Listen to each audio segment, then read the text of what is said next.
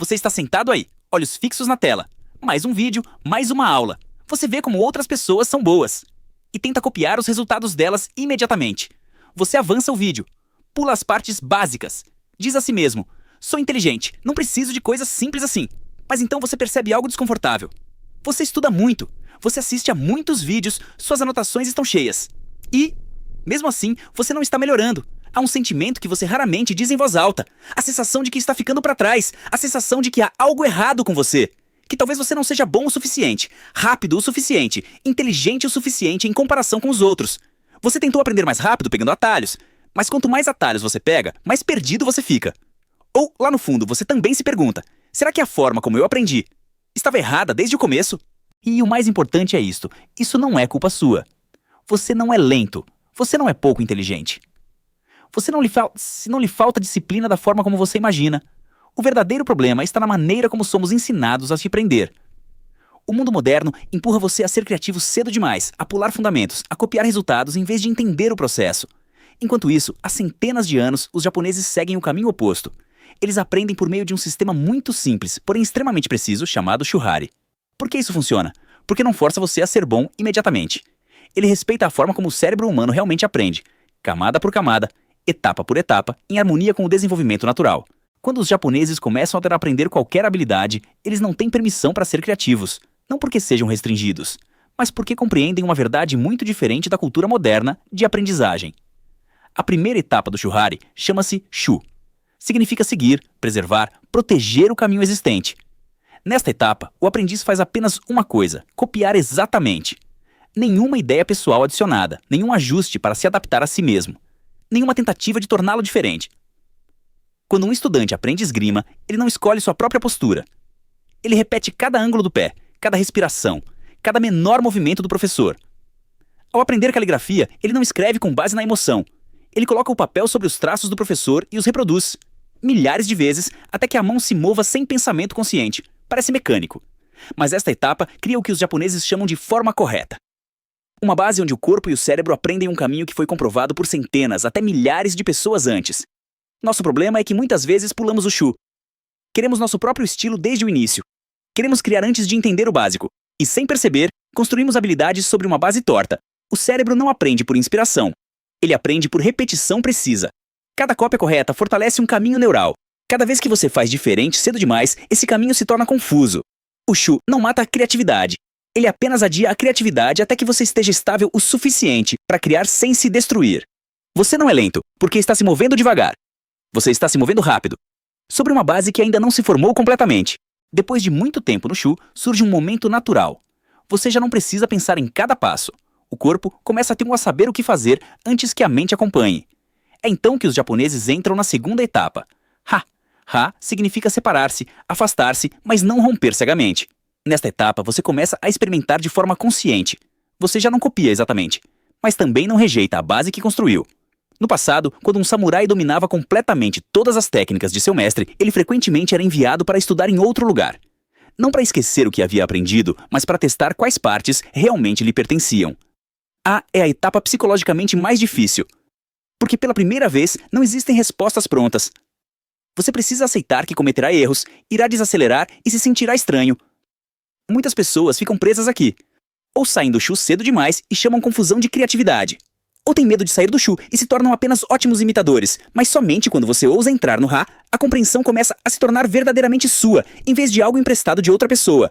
Depois de muitos anos passando pelo Shu e pelo Ha, algo estranho acontece. Você já não tenta aplicar nenhum princípio conscientemente. Para de se perguntar em que etapa está, se está fazendo as coisas certo ou errado. Tudo começa a fluir de forma natural, como se sempre tivesse estado ali. Esta é a etapa final, Ri. Ri não é um destino que você define como objetivo. Ninguém entra no Ri pela força de vontade.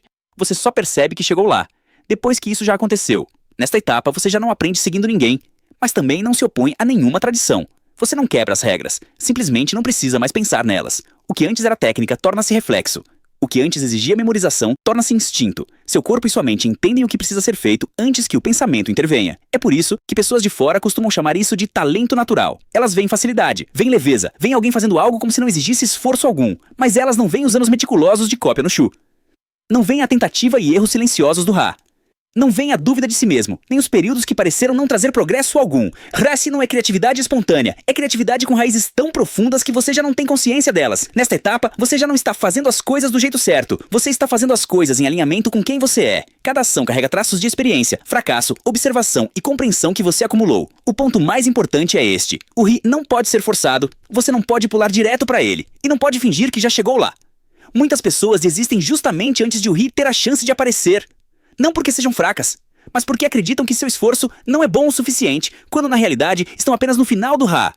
O Ri chega quando você para de tentar provar algo, quando para de se comparar, quando para de tentar ser como outra pessoa, e quando para de tentar ser diferente de todo mundo. Você simplesmente age. E o que você faz reflete quem você é.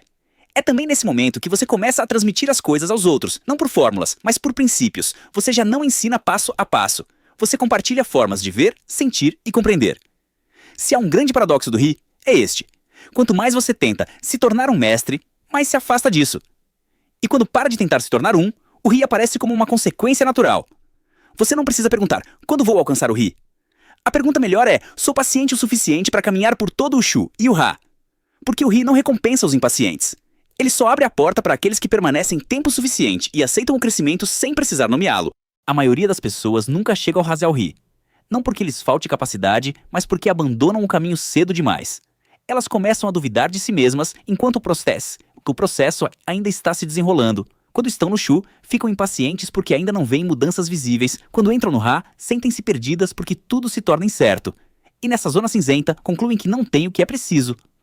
Vivemos em uma era que glorifica resultados rápidos, onde todos mostram conquistas, mas ninguém fala dos anos silenciosos de repetição por trás delas. Então, quando o progresso deixa de ser óbvio, as pessoas assumem que escolheram o caminho errado. A verdade é que o Ri nunca aparece quando você espera. Ele não chega quando você se sente mais confiante. Normalmente surge após um longo período de dúvida e exaustão. Muitas pessoas param exatamente antes desse limiar, simplesmente porque não percebem o quão perto estão. Aqueles que chegam ao Ri têm todos uma coisa em comum. Eles não estão tentando se tornar mestres. Eles são apenas pacientes o suficiente para continuar, mesmo quando não há mais nada a provar. O Ri não é para os mais talentosos. É para aqueles que permanecem por mais tempo. Aplicar o Shuhari a qualquer habilidade é, na verdade, mais simples do que você imagina. O que é difícil não é o método, mas aceitar quando é preciso ir devagar. Primeiro, você precisa encontrar alguém que realmente tenha ido longe no caminho que você deseja trilhar. Não para admirá-lo, mas para emprestar um caminho que já foi testado. Na fase inicial, você o segue quase completamente, sem mudanças, sem adições, sem melhorias. Se você está aprendendo a escrever, analise como essa pessoa estrutura as frases. Se está aprendendo música, toque cada ritmo exatamente. Se está aprendendo uma habilidade mental, repita a forma como ela pensa, não apenas os resultados que produz. Quando as coisas começam a parecer naturais, você sentirá de forma espontânea uma pequena lacuna surgir. Uma pergunta silenciosa. E se eu tentasse de um jeito um pouco diferente? Esse é o sinal de que chegou no momento de entrar no Ra. Você muda as coisas uma pequena parte de cada vez.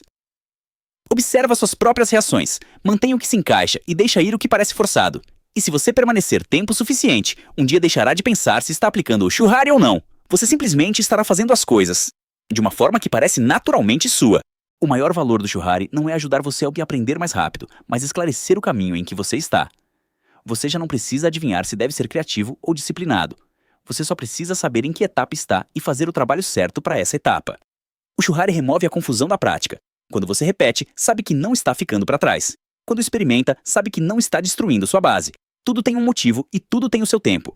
Este sistema respeita a forma como o cérebro realmente aprende.